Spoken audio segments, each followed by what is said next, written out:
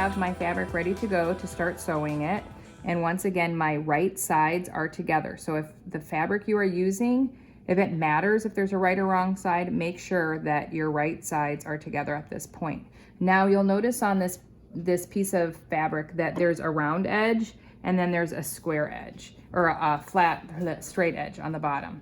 And so we're gonna start sewing on the corner here, and then we're gonna go up and around and go all the way around to the edge and stop sewing here. We are not gonna sew along this straight bottom edge here.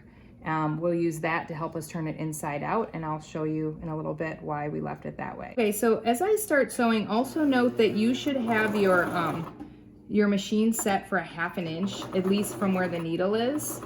So that is gonna matter, otherwise we will not have the correctly sized piece of fabric to fit onto the mask. So just be aware of that, and you can see where I'm starting on this part of the fabric, and then I'm just gonna go up. When I get to a corner, I'm just gonna kind of turn it sharply like that, and then continue sewing on this way.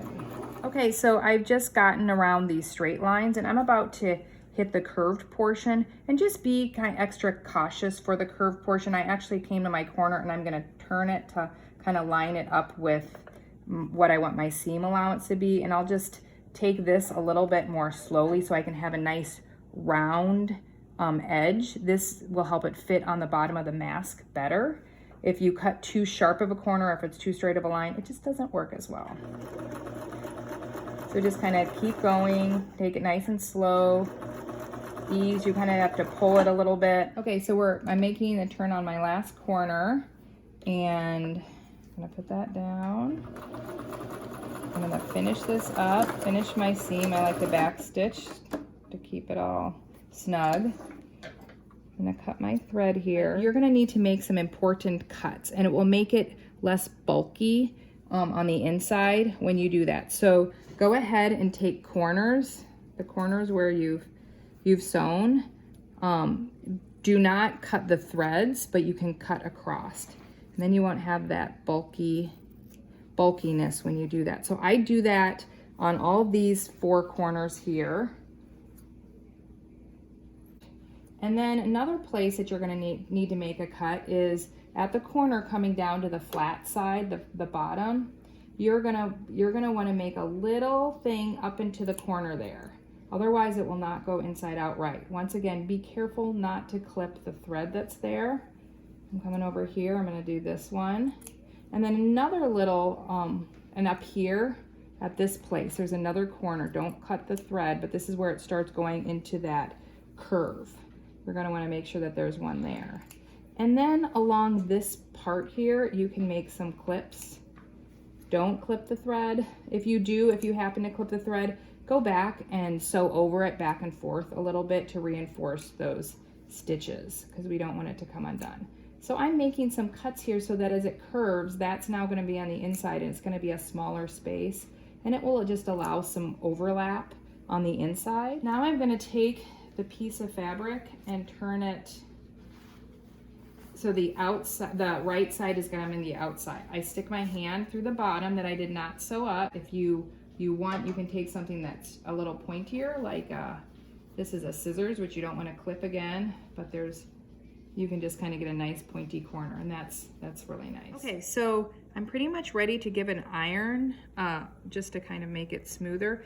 This arched edge, this, once again, I have a pen that doesn't have the ink out, and that's a good way to make that nice and rounded and make it pop out a little bit.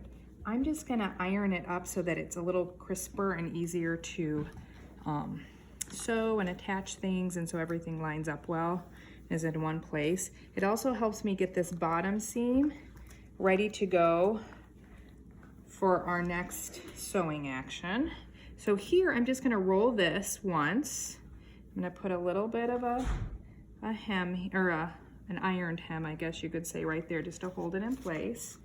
And then I'm gonna roll this up so that it's kind of flush, and this bottom line now is all straight across.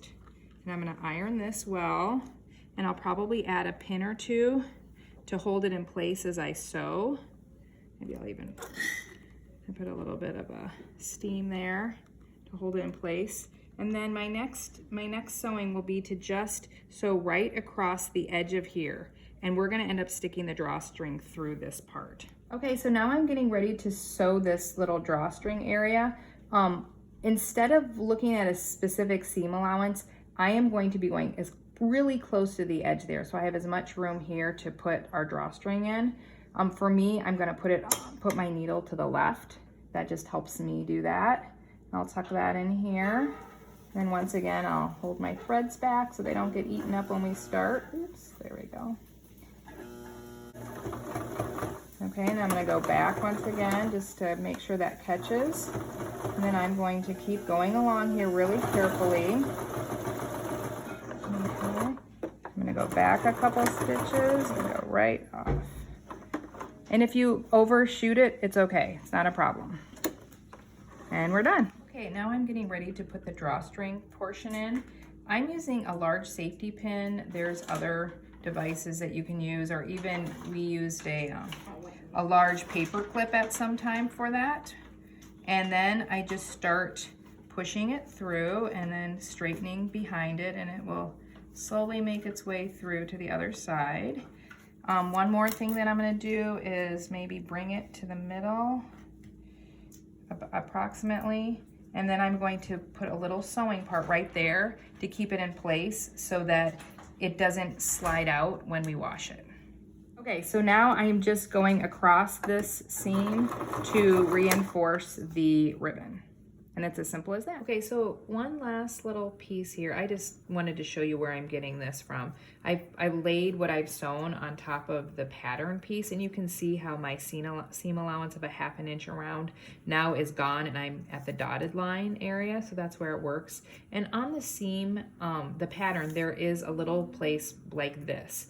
And what I think the easiest thing to do, probably for us, I'm not really a major sewer, but this is the way I'm understanding it, is to take the two edges. It's kind of like, if you could think of it as a triangle here, take these two edges and fold the one closest to the middle of the curve, fold that over, and so that it touches the other line there. I just made that kind of smooth there, and I am going to pin this together. There's actually a way you could do it before we get to this stage, but I think that this is gonna be just fine. And then this will help with the curvature when we put it onto the mat. So here we have, it kind of makes a little pleat. You can see that's one side. And then I'm just gonna put it on one side of this where it folds over.